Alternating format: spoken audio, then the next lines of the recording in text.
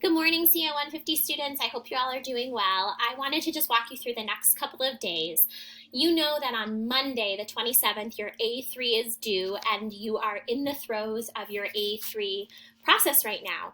You know that your discussion post for today is your draft for your peer review due by 11:59 p.m. I've asked that you post it in Word this time rather than Google Docs because of the design component of the A3. Translating like Google Docs design to Word doesn't always work well, and sometimes it's hard to insert graphics and all that kind of stuff. So I want you to use Word this time so you don't have to do too much fiddling with it like after you, in anticipation of submitting to transfer Google Doc into Word. Anyways, after you post your draft, you're going to call two classmates' papers to review, just like you did last time for your A2. And again, I ask you to call somebody who has 0 or 1 comments. And first give priority to people who have 0 comments. So if you see that a couple folks are missing comments, then comment on somebody with 0 comments even before 1 comment, so we can be sure that everyone gets reviewed. And then you will have until Friday at 11:59 p.m. to complete the peer review. Just like last time, I'm asking you to use the hierarchy of rhetorical concerns to guide your comments. You will be making both marginal comments and end notes with 2 concrete pieces of feedback. Again, I'm going to point you to A3 resources. This is where you can find everything. Here is the hierarchy of rhetorical concerns for A3, the student sample, etc. I'm going to point out something about the student sample while we're on this note, which is her design. This is something you read about design principles in A3, and that is a component of the assignment.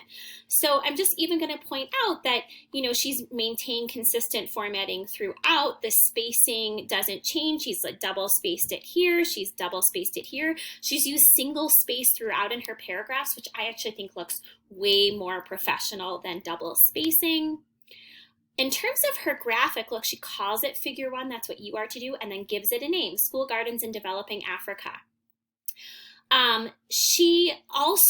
This is a graphic that I think does something well, and that it contributes to pathos in her arguments in a way that her writing can do, but it sort of goes above and beyond the writing.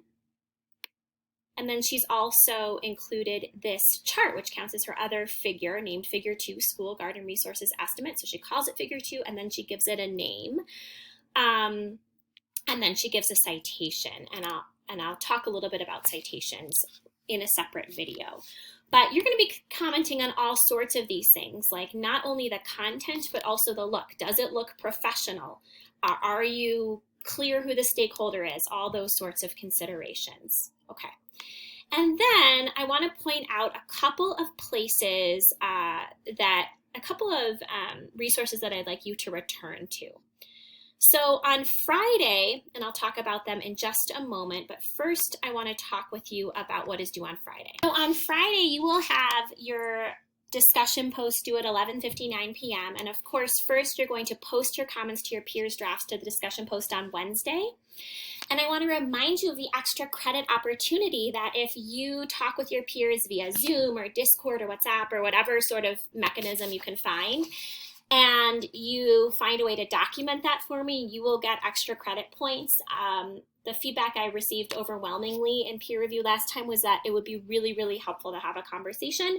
So do that. Even if you have a phone conversation and you record it or something for me, just as a way to document, I will give you extra credit. I know that you all are missing the in-person connection part of the class. I am desperately missing that connection part too, though I feel that it's a challenge to kind of balance everyone's schedules. So we're doing a lot of our work, most of our work, asynchronously. Okay. Then you are going to post the citation for your graphics that you're using. I'm going to point you to a resource to understand how to do that.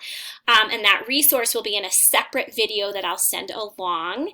And then you're going to read your A2 feedback and marginalia, and in a paragraph of about 150 words, reflect on what you're hearing and post one concrete thing that you're going to work on to improve in your A3 given your A2 feedback.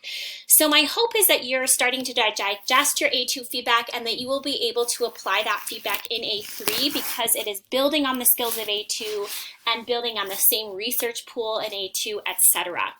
Now, a lot of the feedback that I gave on A2s had to do with development.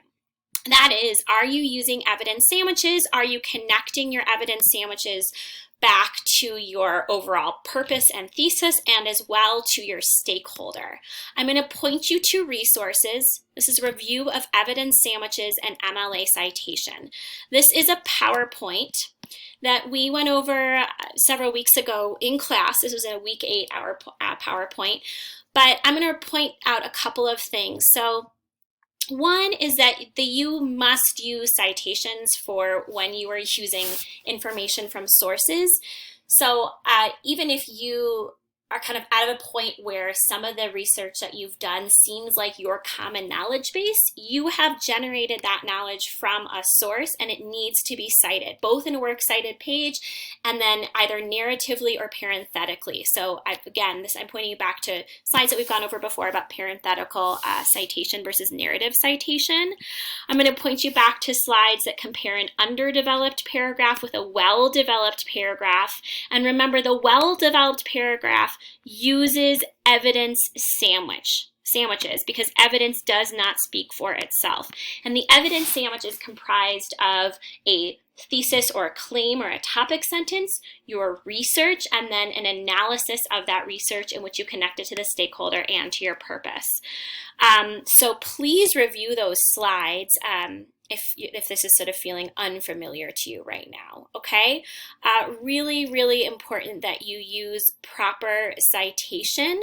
It supports ethos, and attribution must happen via a combination of author tags, in-text citations, and then a works cited page, okay? So all that material is repeated for you in that PowerPoint.